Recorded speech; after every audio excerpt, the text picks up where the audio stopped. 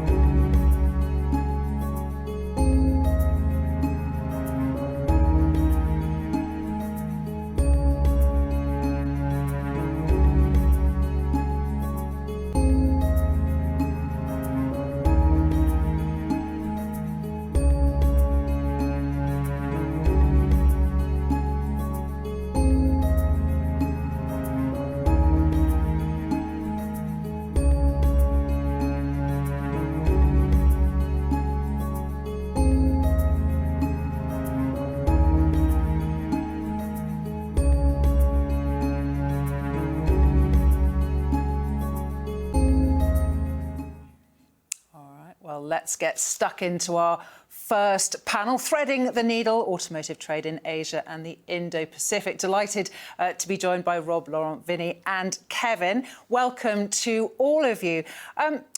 Vinnie, let me start with you and looking in a little bit more detail at India specifically. There do seem to be reasons to be optimistic, but maybe to kick us off, it would be helpful, Vinnie, if you could give us a brief overview of the current state of the sector in India and specifically how suppliers are faring post-pandemic. Yeah, thank you. Thank you so much for having me, and greetings from India and also from Spain, because at the moment I stand in Spain as I talk to you. And well, yes, the automotive industry in India is doing really very, very well. Last year, the car industry grew a whopping 25%, and this year, and that was the best performance year for the car industry. And this year, again, we think we will outdo our previous record. And that apart, the commercial vehicle industry and the two-wheeler industry and the tractor industry continue to do really very, very well. And in this backdrop, the auto component industry grew a whopping 30% last year. And this year, again, we're expecting a very similar performance, so no complaints. Well, hearing that, Vinnie, you saying a whopping 3%. I just would like to know how significant, Vinnie, Europe is for the Indian exports, and if you can, the UK specifically. Yeah. So, the auto component industry that I represent is a very export competitive industry. We clocked a turnover of $70 billion last year, and of that we exported $20 billion.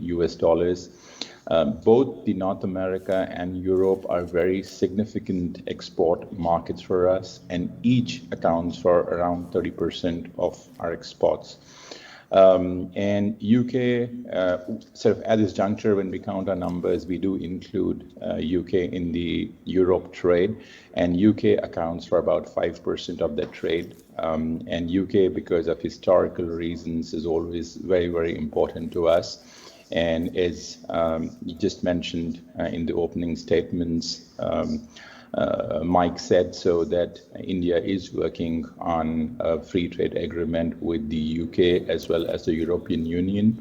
And the auto component industry firmly believes that we should, have minimal barriers to trade, no friction, and we are supporting the agreement. So I'm confident in next few months you should definitely hear some good news. In fact, the news is that the British Prime Minister is supposed to visit India to sign the agreement. So keeping fingers crossed.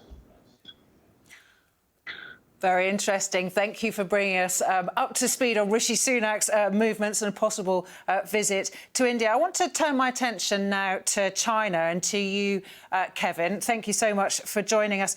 Kevin, can you give us a sort of a bill of health for the Chinese automotive industry? How's it coping post-COVID? Yeah, sure. To consider how the sector fully recovered from the COVID, we can see from different perspectives. From the demand side, China's auto market performance in the first half of this year was relatively low. So, but since June, continued growth beyond expectation, we can indicate that the market is recovering and recovering pretty well. From the production side, by comparing 2023 year-to-date volume with 2018 year-to-date volume, which is pre-pandemic, it received a 2.5% growth. Therefore, we believe the sector is healthily recovering from the COVID impact.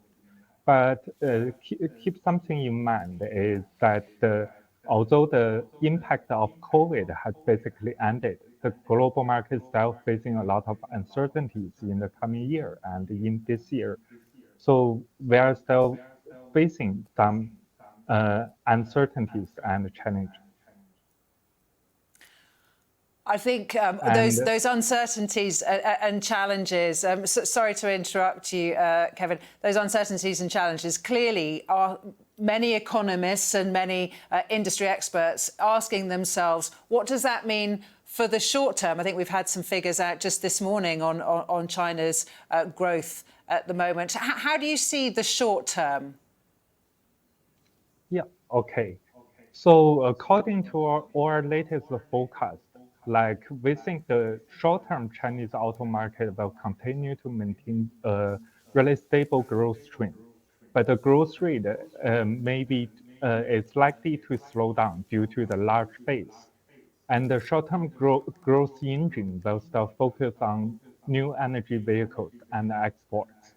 But at the same time, the stable growth or stable transformation of ICE vehicle is still an important point in the short term.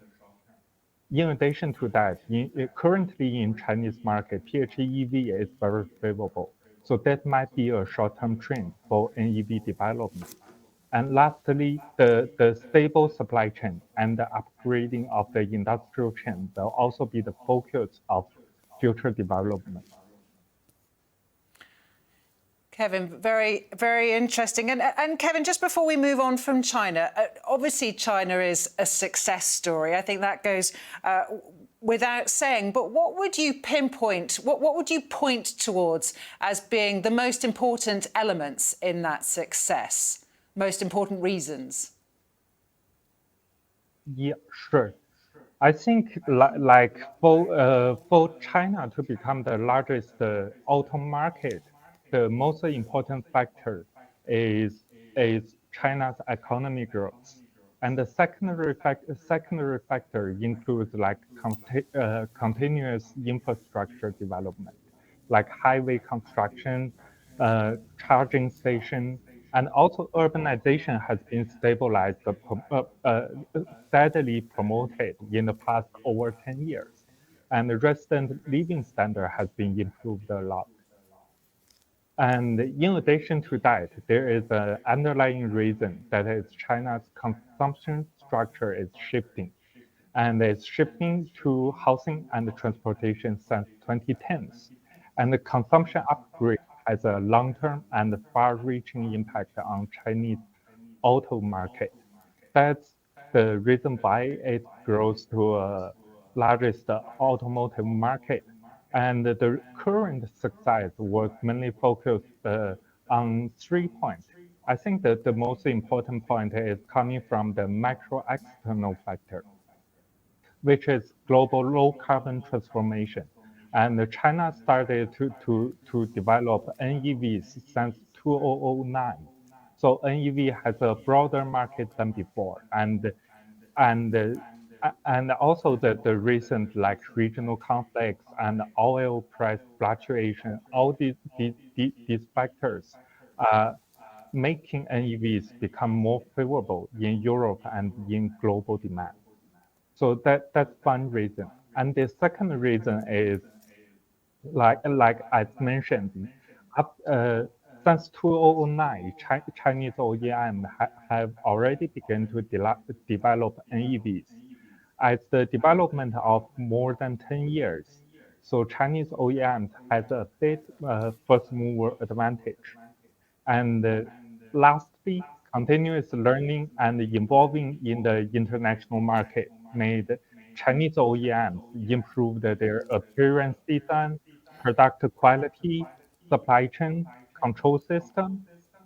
All these aspects make Chinese products are getting more and more competitive and transforming from low-end product to a relatively competitive product. Kevin, thank you very much for giving us that overview from the Chinese perspective. Rob, if I can bring you in now, of course, what we've seen globally is an increasing reluctance towards large plurilateral deals. So actually, it's very interesting for us to look at the CPTPP, which is bucking that trend. Can you just give us a bit of an overview of that partnership? Yeah, absolutely. So CPTPP is the UK's newest regional trade agreement. It's a high standards deal with 11 dynamic economies in the Americas and the Asia-Pacific region. And those 11 economies agreed the CPTPP deal amongst themselves originally back in 2018. And then the UK was the first country to apply to join in 2021. And after around 2 years of negotiations, we signed our accession protocol to the deal in July of this year. And that's going to make us the first country to accede to CPTPP. And we're going to be the first European country in the deal as well. In joining CPTPP, we're going to be joining a market of over 500 million people. It has a GDP of 12 trillion once the UK is in. That's about 15% of global GDP. So we think that's a great economic opportunity, but also a great strategic one as well, placing the UK at the heart of this vitally important and growing region of the world. And then I just want to say, as an acceding country, we've largely signed up to the deal which was already in place because we think it's a really good high standards deal. But we've also made our own specific market access offers in goods and services and related areas. And we've secured certain specific protections and outcomes which we needed as the UK as well. And all the specifics of our accession are set out in our accession protocol, which is publicly available online for anyone who wants to see the details. OK, lovely. Thank you very much for reminding us of that. And just before I bring Laurent in, I just want to remind everybody who's joining us today, you can send questions to the whole panel or to a specific panelist just using the button beneath the screen. So, and we do want to hear from as many of you as possible to really try to make this a two-way conversation. So do send me your questions and I'll be keeping an eye on them using the iPad I've got here. Laurent, let me bring you in here from McLaren's perspective. Given that the UK trade policy is increasingly and inevitably after Brexit looking beyond Europe, how does your organisation view those opportunities in Asia-Pacific? Thanks for having us today. obviously, the Asia-Pacific region for us, it's a strong opportunity. McLaren is celebrating 60 years anniversary this year, but our automotive branch, McLaren Automotive, was only born in 2010. So we are quite a young company. And although, we grew rapidly in Europe and UK, our domestic markets, where the demand for high-performance cars is high, we reach a certain maturity on the market. So we need to explore new places. And obviously, APAC is the fastest growing region for luxury and high-performance cars today. We have some established markets already, like Japan, China, but we see definitely potential in the emerging countries. We have a young population, much younger than Europe or US. They have a strong appetite for luxury goods and sports cars. So we are very confident in a very strong and steady growth for the next years to come. Laurent, thank you very much. And just specifically looking at what future opportunity might be as an export destination, talk us through that. Well, we have seen, obviously, we have identified several destinations, but we believe the most promising ones are India and Vietnam. We recently opened showrooms in those markets, and the response has been phenomenal. The knowledge and the passion is very strong for our brand, is extraordinary. So India and Vietnam will be for us definitely the big next markets. Yeah. Very interesting, India and Vietnam. Obviously, that's the opportunity. But Laurent, with anything new, there are problems or challenges. Is there anything that you can tell us that McLaren has experienced that might be helpful for other people to learn from? Yes, certainly. Obviously, one of the first one would be the import duties. They are extremely high, and it's driving our prices up. That's definitely the big difficulty that we have in some of those markets. So to remain competitive and without deteriorating our bottom line as a company, we have to limit our volumes in those markets. And obviously, it is in detriment to our potential customers. So it appears a bit counterproductive, to have such high import duties. Although it is limiting a lot the opportunities for McLaren special operations to offer bespoke vehicles in those markets where we see a very high demand, obviously, to come. Yeah. OK, thank you very much.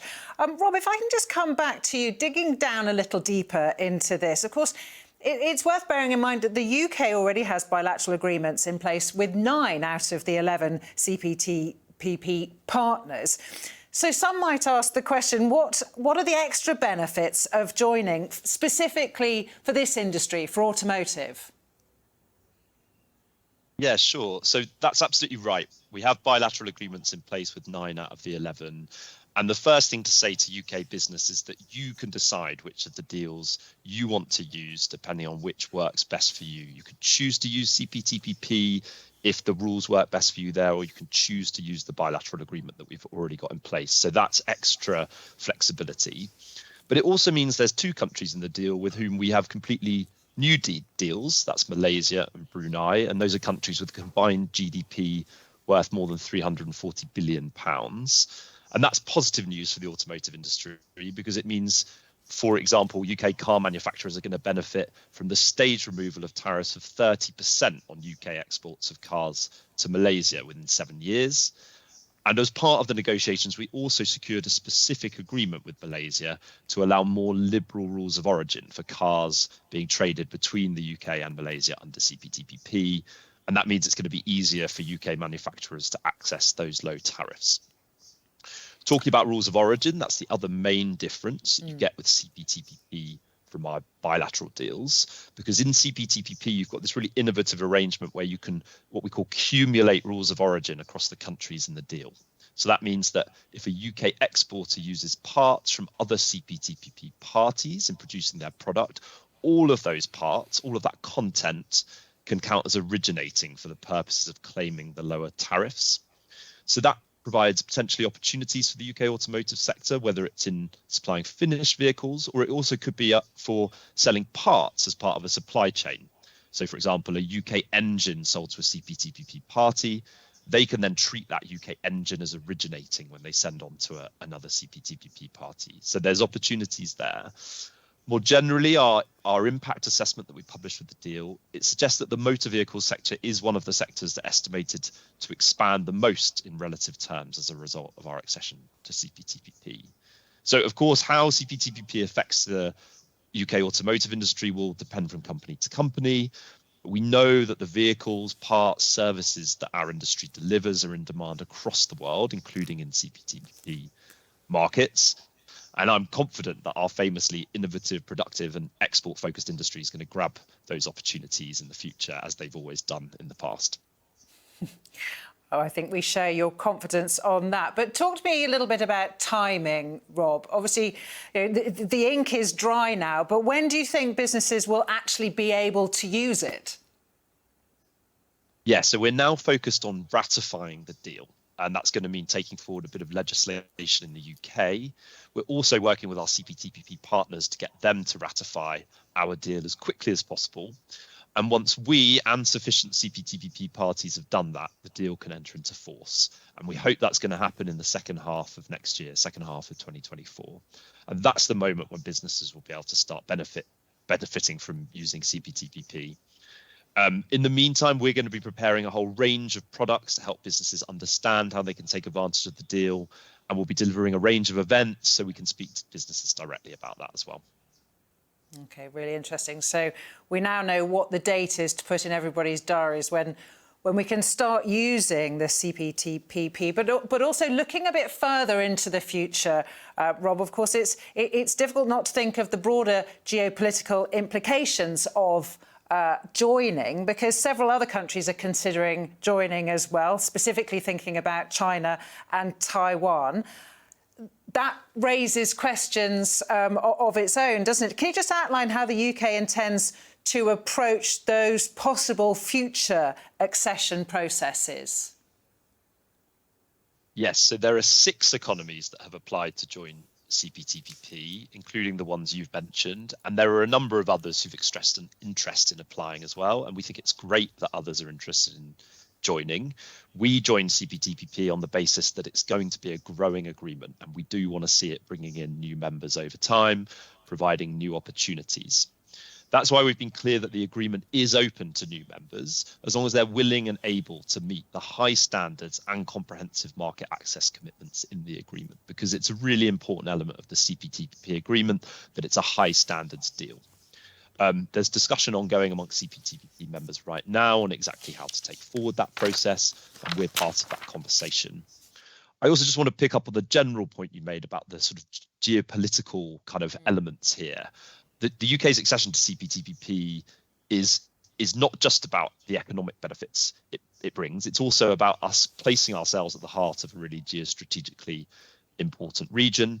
And I think it sends out an important signal to the world as well about the continued importance of trade and the rules-based trading system at a time when we're facing an increasingly fragmented system. Rob, thank you. I'm sorry, I feel like I'm slightly monopolising you, but I just want to ask you another question, moving away from the CPTPP and looking specifically at the fact that the UK is negotiating a new agreement with India and also modernising its deal with South Korea. Talking directly to the automotive sector, should that sector be excited or perhaps have questions about those talks? Look, so I definitely think the automotive sector should welcome these talks, because we're looking for opportunities through these talks to modernise and expand our trading opportunities with those countries. And they represent large and growing markets with really crucially growing middle classes. So we know that India is expected to have 8.1% of the world's entire middle class by 2050. South Korea's got a burgeoning middle class, which means its import market is expected to grow 45% by 2035. By 2050, it's going to be considered a very high income market. So there's real opportunities there for the UK to tap into. You'll forgive me for not going into sort of further details on ongoing negotiations. My colleagues who actually lead on them wouldn't forgive me for doing that, but we're certainly going to be considering the interests of all our stakeholders, including the automotive industry, as we work through those negotiations. And you know, I hope it was welcome news for the sector to see the news earlier this week that we've extended the rules of origin agreement we have with Korea on EU content for 2 years while we work on those new permanent rules as part of our enhanced free trade agreement. Well, Rob, obviously we don't want to get you in trouble with your colleagues, but, you know, if there's anything you want to give us an early heads up, any sort of exclusive, then, you know, do feel free to spill the beans with us today. But thank you for giving us all those details about where we're up to on all those negotiations. I want to turn back to India now and to you, Vinnie. Now, obviously, we know that India has decided against the CPTPP and RCEP, but India is doing some other interesting negotiations, thinking specifically about Australia and the UAE and also the EU and the UK. From your perspective, how do you view all those different negotiations, both the ones that they've decided not to do and the ones that they are pursuing? Well, you know, the principle is very simple. Whenever you sign agreements, all the engaging parties should benefit. And without naming some of our earlier agreements, what we realized is that, you know, we ended up importing much more and our export did not grow. So in some sense, we became a little bit more cautious, and therefore we sort of came back to the drawing table, evaluate your own strengths, see where your strengths are, and how you can also sort of help others as they help you. So it's honestly a two-way street. It cannot be a one-way street.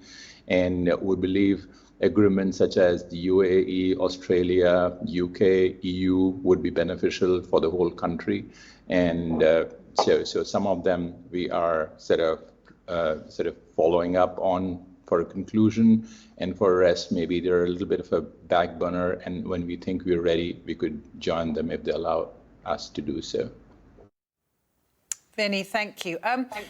Just thinking about those negotiations, obviously everybody wants to see a successful conclusion to them, but what do you see as the possible problems in that road, as possible roadblocks? Well, honestly, you know, India, like any other place, is a very complicated country. We are a federal country with 29 states, and everybody has their own interests, and not just the states at a political level, but also every single industry.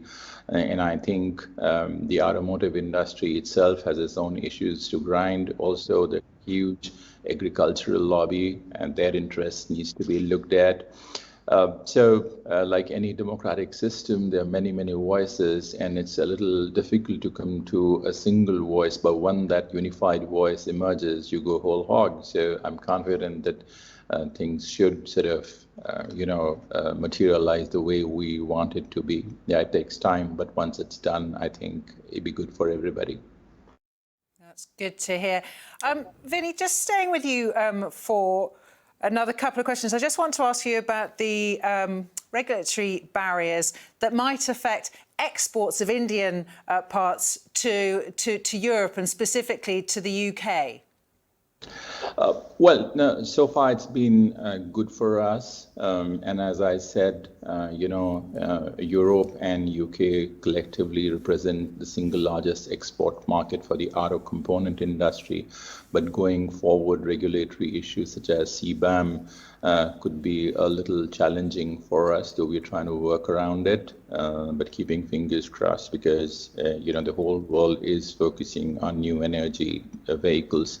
And we too are, but again, we need to see how at our end, a lot of the energy is fossil fuel based. We need to see how so that we move on to renewable energy at a generation stage. We're all at it. Let us see how things work out. Yeah, that could be one set of challenge facing us at this juncture. In fact, I want to stick in that area of new technologies. Of course, we know that Asian manufacturers are very, very big in that market, whether we're talking about investment and technology and the exports of EVs and related technologies.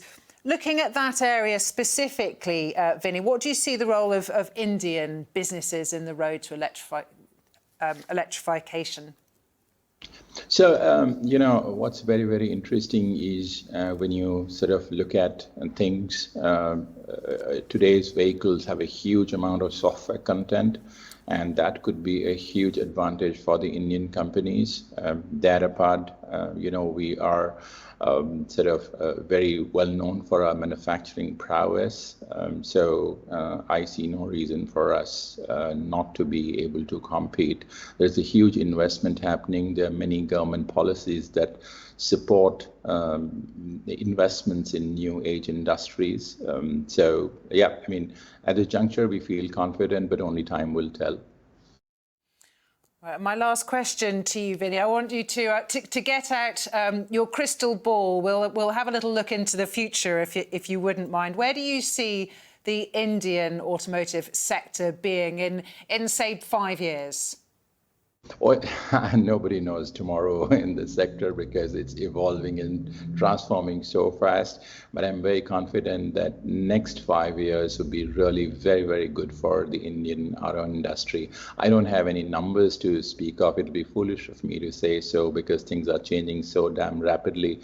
But the way we see traction on growth, the way we see traction on investments happening in the country, I'm very confident that we are in good stead. Yeah.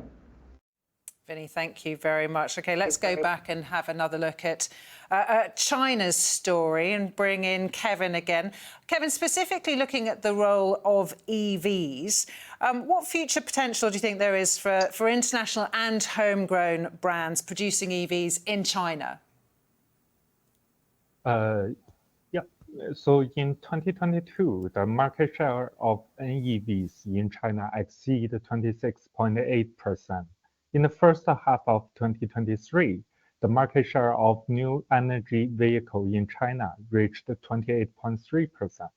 So with the increase of penetration rate, NEVs will play a more and more important role in China. And in the past 10 years, Chinese NEV industry has been steadily shifting from policy driving to market driving. So its growth trend has never been declined. That's why we believe the NEV market will continue to grow in the near future. And we believe that in a fully market driving environment, OEMs will develop more rapidly and become more competitive in the near future. This process will accompanied by a more complete industrial chain, a more stable supply chain, a more efficient logistic, and more innovation evolve. And these factors will help international brands and homegrown brands to producing NEVs more efficiently in China with higher quality and lower cost. And we believe like China is becoming a manufacturing hub of all the OEMs around the world. So in this environment, we believe this environment will not only benefit Chinese OEMs, but also international OEMs producing in China. Kevin, thank you. And finally, last question to you, Kevin. What would you say would be the main challenges or the main problems that the Chinese industry might be facing? Yeah, I think one challenge we can see is many Chinese OEMs are going to abroad this year or last year. They are mainly facing three challenges or obstacles. The first challenge is, of course, from macro level, like high inflation rate, unpromising global economy trend, unstopping regional conflicts, political issues, and the globalization shifting to regionalization. All these obstacles are OEMs going to abroad they need to face. And the second challenge is closely related to the first one, which is timing issues. Like Chinese OEMs are all trying to go abroad, but how to introduce themselves to a new market is very important. As they enter the new market right now, they may face challenges like weak demand and huge investment ahead. But as they do not enter the new market right now, they may face like how to keep their competitive advantage, because we all know like Volkswagen Group, Toyota Group, they have they are richer and they have better R&D like history. And the last challenge is brand reputation and brand value. Like international brands like Volkswagen, as mentioned, they already have a very strong brand reputation and brand presence globally. Therefore, how to quickly establish a good brand image and a good reputation is another challenge Chinese OEMs are facing when they are going abroad. Kevin, thank you very much. Laurent, can I bring you back in? The UK now has an FTA in place with Australia. What impact has that had? To be honest, quite a small impact to us, because the import duty were only 5%. So yes, of course, it helped us a bit to reduce our prices.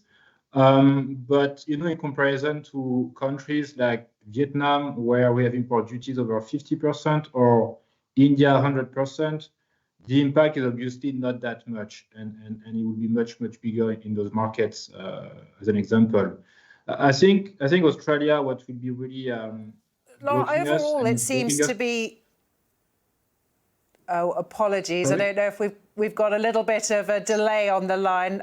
Laurent, I just want to ask you about, seems to, from what you've been telling us so far, the theme of your comments seems to have been regulatory challenges. If you had a magic wand, Laurent, and you could fix any of the problems that are facing you, what would your solutions be? Yeah, so just going back to probably you missed a few words here. Yeah, I think the big concern for us is obviously the regulation.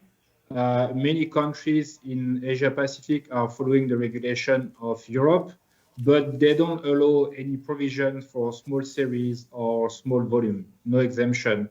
So in Europe, usually they have additional time or they get exempted with this regulation. We have markets like Australia. They are mandating automatic emergency braking system, for example, as early as 2025. And it's really like acting as a market access issue for us. So it's preventing us from selling cars there, And even though it's small markets, we are talking about markets less than 200 units a year, for example, it's still very challenging for us as a small volume manufacturer, because we are talking about quite big investment. We haven't necessarily planned those investments. Now, to answer your questions with my magic wand, I would say that it would be good to have a specific automotive annex in the FTA, where this annex will require trading countries to take into account the provisions for the small volume manufacturers, and to ensure that we align with the regulation of UK or European Union. That would be definitely the wish for us, yeah. And so if there is no FTA in place, definitely a cooperation on the regulation that can go beyond tariffs, yeah. Okay, Laurent, that'll be first on your list to Father Christmas, asking for Christmas presents. Well, that's what you want. I'm delighted to say that we've had lots of questions, but we've got just a few minutes now to take more of your questions. So if you want to ask any of our panel or all of our panel a question, you can use the button at the bottom of your screen and send me some questions, and I'll be putting as many of them to the panel as we've got time for. So let's kick off with some questions now. Rob, you won't be surprised there are some questions specifically that have come in for you. So first question I want to ask Rob is, what does the UK automotive industry need from India in a trade deal to give the biggest boost to the sector? Thank you. Look, I'm going to disappoint your audience a little bit, and it goes, I'm afraid, a little bit back to what I said before about not commenting in detail on the negotiations that are ongoing with India. Apologies, not my kind of direct area of expertise. But you know, ultimately, this is a country that we don't currently have a free trade agreement with, and so clearly we're going to be looking at the kind of range of opportunities there, whether it be you know, in tariffs or rules of origin or whatever, that are going to support the automotive sector as best we can, because it's a huge market and there's a huge potential there, as I touched on before, and it's only going to grow. A young market as well, where demand's going to keep growing. So I'm not in a position to go into the details, but you know, we're going to be taking all of that into account. We also held a 14-week sort of call for input consultation before we undertook the talks on the FTA. So we've had a chance, and we've continued to talk to the sector to understand the kind of key interests. Yeah. Well, let me bring Vinnie in here. We've obviously had questions specifically for Vinnie as well, but I don't know whether you want to comment on anything that Rob has said. And perhaps just adding in, you know, what areas from an Indian perspective, you know, what are the UK's advantages? You know, what do both countries want? You know, what does India want to buy from the UK is one of the questions that's just come in. So from an automotive perspective, I think UK is very technology rich, and while we would be happy to offer our market on a platter, we would want technology and more investments in return. I guess that's a fair ask. All right, Vinnie, thank you very much. We've had a question in for Laurent. The questioner says, what are the challenges and opportunities presented by new trade deals for specialist and low volume manufacturers? Well, I think, again, as I mentioned, the difficulty is really like we have no provisions, you know, so we have to follow the main regulations. And in Europe, they do have provisions for small volume manufacturers. So it's definitely blocking us for that, you know. So we'll be happy to have like the same treatment as what you can see in Europe or in the UK. Yeah. Laurent, thank you very much. We've got another question for you, Vinnie. It's just come in.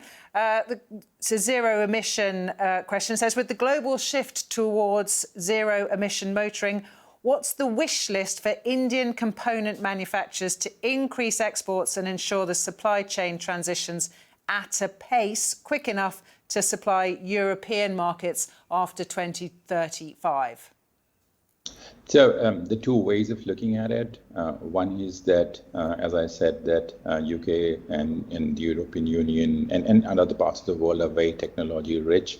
And we are actively looking at partnerships with such companies to look at manufacturing in India, because we have definite advantages of manufacturing out of India. We are very competitive when it comes to manufacturing. But having said that, one could also sort of, have a strategy which is like a last man standing, and that gives you room, because there are many parts of the world, I mean, even including countries such as UK, you would have a fleet that would need support at least for another 10 years, throwing them out of the window. And you would need support on maintenance, the aftermarket, as we say. So that gives us also a breathing room to transform. So I guess each company to his own as to what strategy they adopt. But these are really clear two streams that we think. One is a technology stream, and the other thing is the last person standing approach, to be correct politically. Yeah. Very interesting. Vinnie, thank you very much. I'm going to try and give Kevin a question, just to warn you. Kevin, I know you've had a few problems with your line in the last few minutes, so fingers crossed we've got that fixed now. But Kevin, we have had questions in for you. I just want to ask you this one. Can any country catch up or keep pace with China as the world's biggest car exporter? Or is this just now the way of the world? I think, like I mentioned before, we are in a fully market-driving environment. So all the OEMs are trying their best to provide customers with their best products, like the products customer want and customer prefer. So that's market decision. So as mentioned, like Volkswagen and the Toyota Group, all these groups have strong R&D departments. So like Chinese OEMs are only taking the advantage right now, but how to keep the advantage is dependent on the market, how the market will choose. Yeah. Kevin, thank you very much. We've just had another question come in for you. This one reads, reference China and in view of the EU Commission launching an anti-subsidy investigation into the imports of battery EVs. Kevin, do you believe that this will accelerate China's OEMs setting up manufacturing facilities in Europe to avoid potential tariffs from the anti-subsidy investigation? This is a pretty hot topic right now. Like all the people are discussing. So currently, we are not sure about that. We didn't receive any news or any information about that.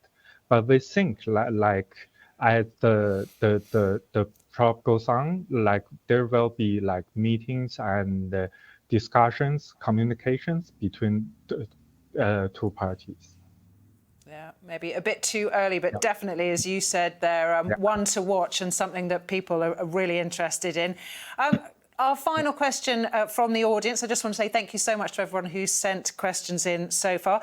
Rob, the final question has come in for you, and it reads, do you think it's feasible or even likely that CPTPP could become a de facto product standard setter?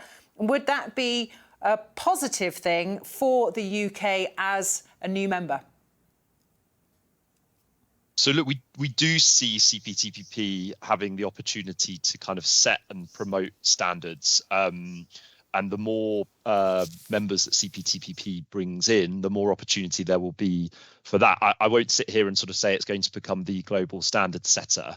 But we do think the more kind of economies who are able to sign up to those high standards, the better in terms of making sure that kind of we're operating to similar standards that will make things easier for industry and exporting around the world. So there are definitely opportunities there, I agree. OK, well, I'm afraid that is all we've got time for on that panel, but really interesting discussions and answers to the audience's questions. So a very big thank you from all of us here to Rob, Laurent, Vinnie and Kevin. Many, many thanks.